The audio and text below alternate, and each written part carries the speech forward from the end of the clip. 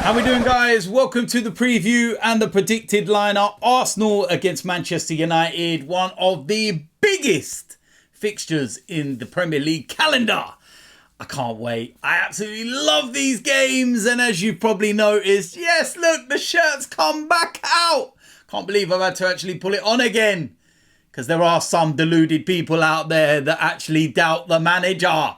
Honestly, every time there's a defeat or a little bad performance, not even a defeat actually, because we haven't actually lost, but once there's a little bad result, all of a sudden they come out from the woodwork. Arteta out, Arteta out. Shut up. Seriously. Honest to God, I'm bored and sick to the back teeth for these fans that actually sit there and are so deluded and talk the most amount of crap about the manager. If he gets things wrong, be critical. But these people are waiting for that moment that it doesn't go right and bang, they pounce immediately. Seriously, think about it. Don't be one of those. Don't sit there and just follow along for the sake. Just don't even get me started, man. So, it's Arsenal-Manchester United. And I'm looking forward to this game. Despite the last result, of course, dropping 2 points against Fulham. Wasn't the result we wanted. We needed 3 points. We should have had 3 points. We've been, experimenting a few different things, in those opening games. I feel that this is one of those games where you kind of put the experiment to one side. I get what Mikel Arteta's doing. I get that he's trying to make us, more dynamic, give us another dimension, make us not predictable. And that's the thing, because you noticed last season that teams were starting to press and trying to work out how the way that we got out, and we had no out ball and it was just one way. So we have this out ball now. We have this different way of playing. We have effectively 2 number 10s, and it's kind of just not clicking. I feel Jurriën Timber's injury has been, really detrimental to what we're trying to do and has had a big effect. And Partey's had to come out and play right, and it's just not clicking. And obviously the Gabriel situation, some are saying it's tactical. Some are saying that Arsenal are a little bit annoyed that he's had his head turned, by the offers of Saudi and everything else, and that they want to get his head right before he's back in. And I don't know. But this is the game we need to get it right. And I feel for this game, you revert to type. You revert to what is tried and tested, and Mikel is very stubborn. He's very like Pep in that respect. So he could very well go, no, I'm going to persevere and stick and go with it. And if it doesn't work, then he'll get the criticism, honest criticism, not over the top. And then if it does work, he can say, I told you so. And everybody's happy and nobody's even moaning. And, everyone goes back under their rocks that want him out and everything else, and we all have a nice peaceful evening. But yeah, I would just revert to type for me. What is kind of, tried and tested, barring Granit Xhaka, of course. But that's what I would do. So with that said, let's go and get into the predicted 11. This is what I would like to go with for this game. In goal, Aaron Ramsdale. I don't think that's going to change. I see some people very critical. The first goal that Fulham scored wasn't his fault. He was completely wrong-footed. The pass by Saka in the first place was what put him in that situation. So you're not going to blame Ramsdale. And if you are, then you're just looking for a reason to blame him. The back four, this is where I would change things up and revert back to type. Right-hand side, Ben White. Centre-backs, Saliba, Gabriel, and left-back, Zinchenko. Exactly what we went with last season, what we know works, what we know is good, and that is so simple, just so effective. Ben White complements Bukayo Saka perfectly. Zinchenko can play the inverted role. Gabriel and Saliba are solid at the back.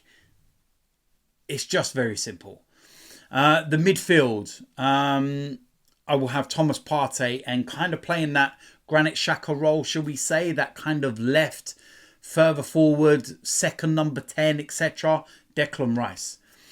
He's definitely got the ability to do it. He's definitely got the engine to do it.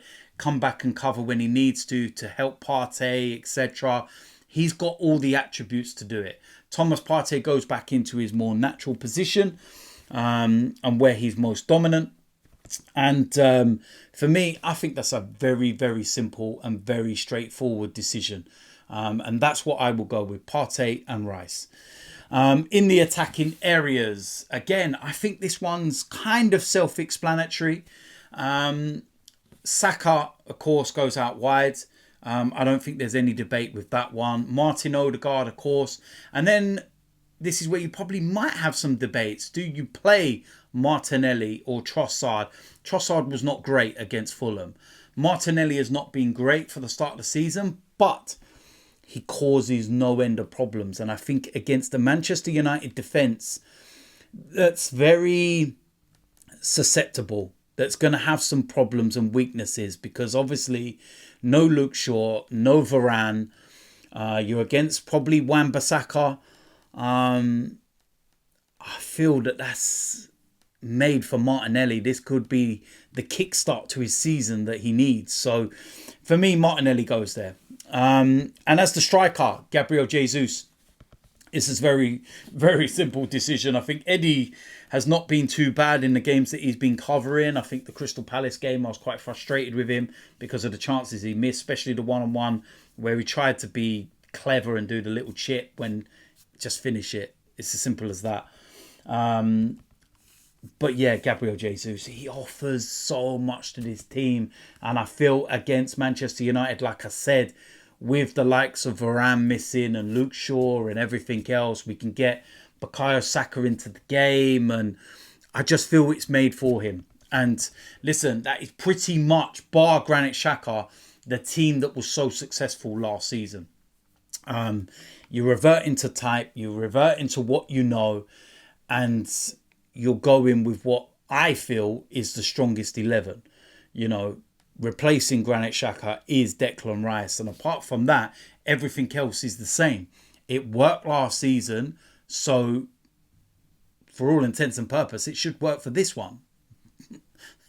Logically speaking. But yeah, listen, let me know in the comment section what you think. Do you agree or disagree with that 11? If you agree with that 11, let me know. If you disagree, also let me know. I want to know in the comment section. Just tell me what you disagree with. What would you do? I do think Mikel Arteta is going to probably not go with that.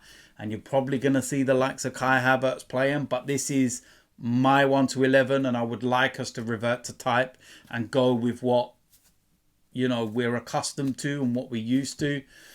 Because I feel that Manchester United are there for the taking with the players that they've got missing. So yeah, look, listen, let me know in the comment section.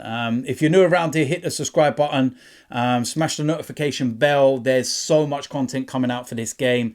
There's going to be the watch along and everything else, and then player ratings and match reactions and so much. It's a huge game. Arsenal, Manchester United, one of the biggest games in the fixture list for the Premier League. Historically, it's been a mammoth game. So let's see what happens. Yeah, we'll see. So I will see you lot very soon. I'm out of here.